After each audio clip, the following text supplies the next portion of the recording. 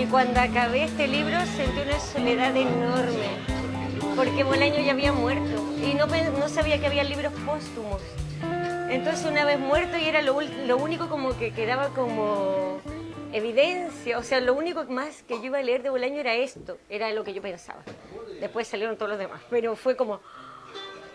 Y ahora me quedé sola, estaba como enamorada. Es que yo me enamoro de los escritores que voy leyendo y me obsesiono y todo eso y me sentí absolutamente sola. Hice filología hispánica en la Universidad de Barcelona y una profesora de literatura hispanoamericana me dice: oye, va a estar Bolaño en el ICSI, que era Casa América Cataluña.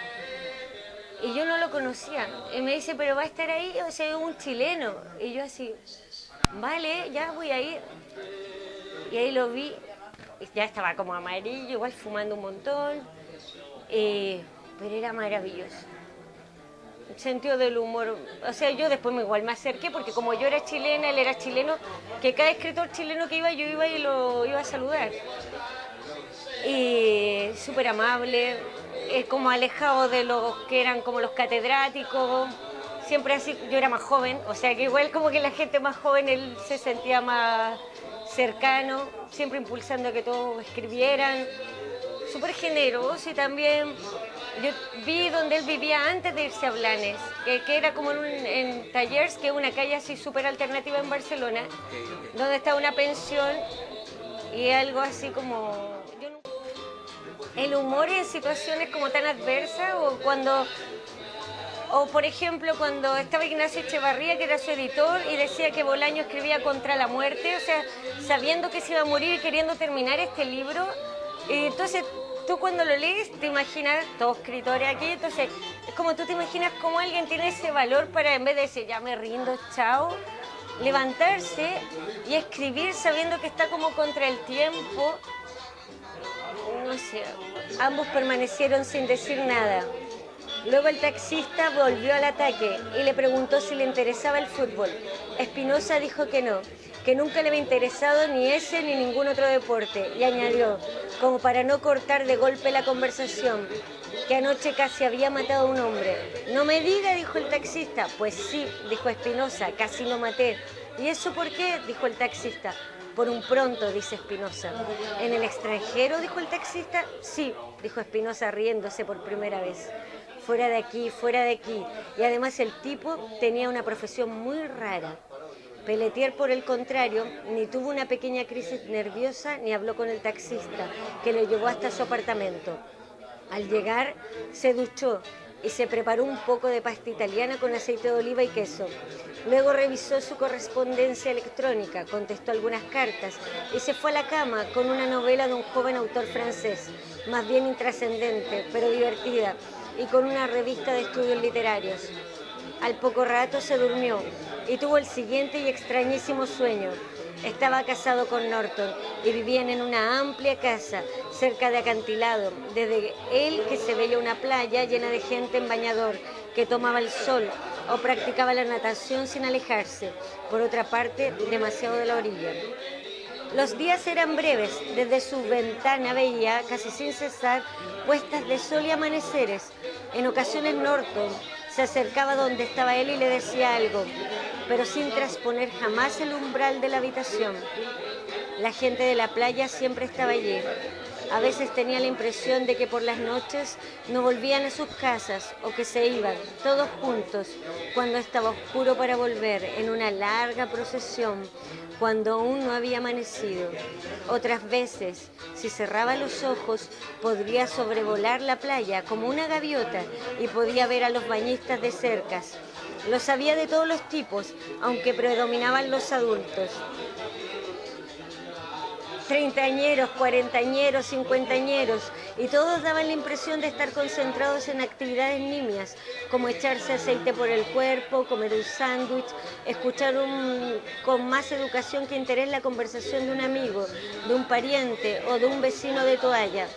En ocasiones, sin embargo, aunque con discreción, los bañistas se levantaban y contemplaban, no más de un segundo o dos, el horizonte, un horizonte calmo, sin nubes, de un azul transparente.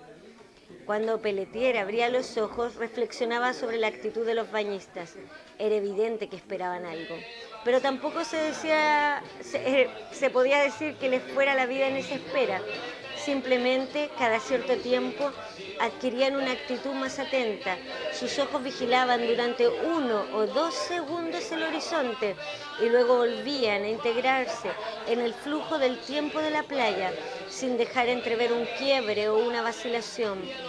Ensimismado en la observación de los bañistas, Pelletier olvidaba a Norton, confiado tal vez en su presencia en la casa, una presencia que atestiguaba los ruidos que de tanto en tanto procedían del interior, de las habitaciones que no tenían ventanas o cuyas ventanas daban al campo o a la montaña, no al mar ni a la playa rebosante. Dormía. Eso lo descubrió cuando el sueño ya estaba muy avanzado, sentado en una silla, junto a su mesa de trabajo y la ventana. Y seguramente dormía pocas horas. Incluso cuando el sol se ponía procuraba mantenerse despierto el máximo tiempo posible, con los ojos fijos en la playa. Ahora un lienzo negro o el fondo de un pozo por si veía alguna luz, el dibujo de una linterna, las llamas vacilantes de una hoguera. Perdía la noción del tiempo. Vagamente recordaba una escena confusa que lo avergonzaba y enfervorizaba a partes iguales. Los papeles que tenía sobre la mesa eran manuscritos de Archimboldi, o como tales los había comprado, aunque al repasarlos se daba cuenta de que estaban escritos en francés y no en alemán. Junto a él había un teléfono que nunca sonaba. Los días cada vez eran más calurosos. Una mañana, cerca del mediodía, vio a los bañistas que suspendían sus actividades y contemplaban todos a la vez. Como era usual el horizonte, no pasaba nada. Pero entonces, por primera vez, los bañistas se daban la vuelta y empezaban a abandonar la playa. Algunos se deslizaban por una carretera de tierra que había entre dos cerros. Otros marchaban a campo abierto, agarrándose a las matas y a las piedras. Unos pocos se perdían en dirección. Hans Reiter era más alto que todos los niños de 6, más alto que todos los niños de 7, más alto que todos los niños de 8, más alto que todos los niños de 9 y que la mitad de los niños de 10. Y además, a los 6 años había robado un libro por primera vez. El libro se llamaba Algunos animales y plantas del litoral europeo. Lo escondió debajo de su cama, aunque en la escuela nunca nadie echó de menos el libro. Por aquella misma época empezó a bucear. En el año 1926. Nadaba desde los 4 años y metía la cabeza en el agua y abría los ojos, y luego su madre lo reñía porque todo el día andaba con los ojos rojos y temía que la gente, al verlo, pensara que el niño se pasaba el día llorando. Pero bucear no supo hasta que cumplió los 6 años. Metía la cabeza, se sumergía 1 metro y abría los ojos y miraba. Eso sí, pero bucear no. A los 6 decidió que 1 metro era muy poco y se lanzó en picado hacia el fondo del mar. Vamos a leer acá en Valparaíso, junto con los amigos escritores, a Roberto Bolaño, que se celebra en este último tiempo el libro 10 años me soplan acá, 10 años de 2666. Y voy a partir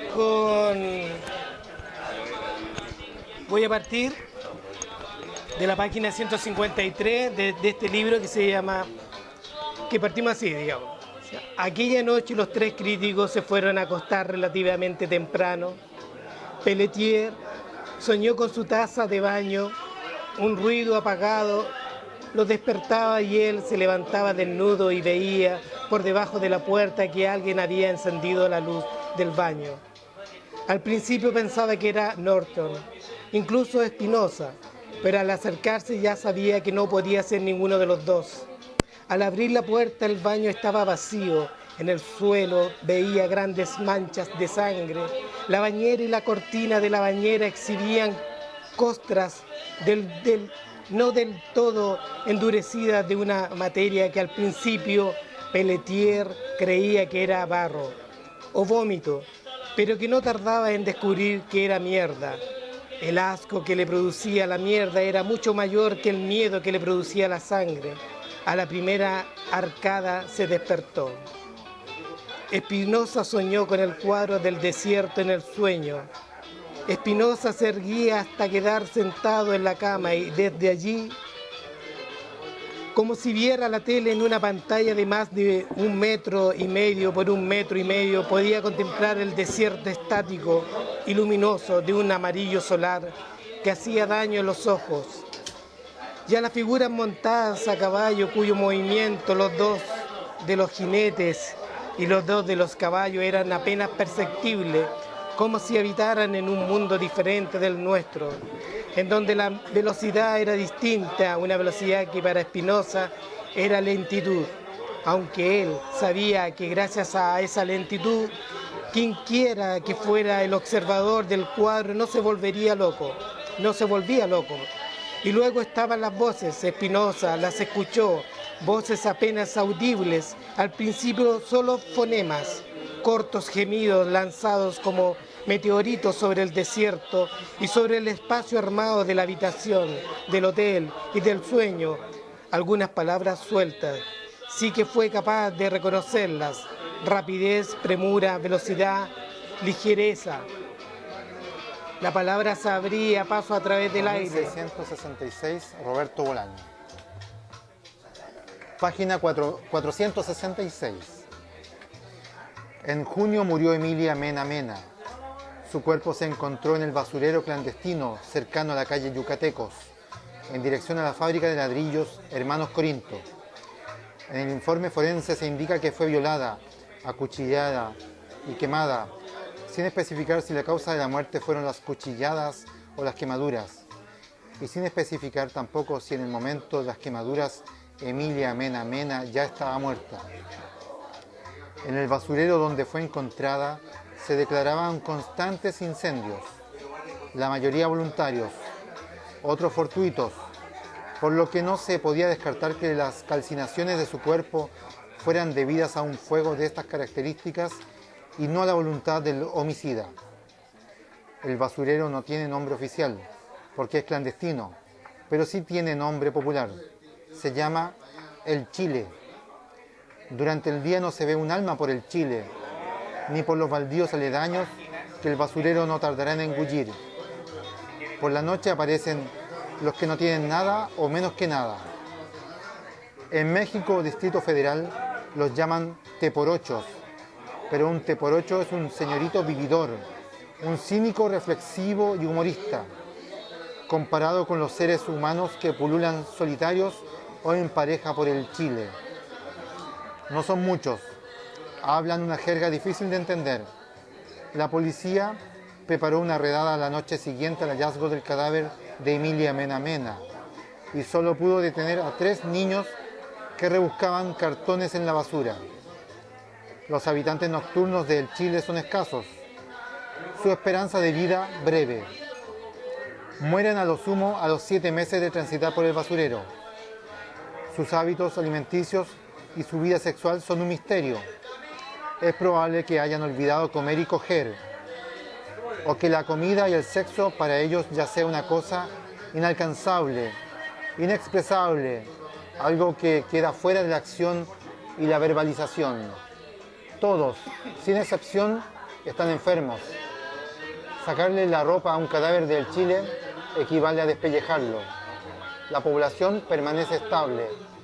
Nunca son menos de 3, nunca son menos de 20.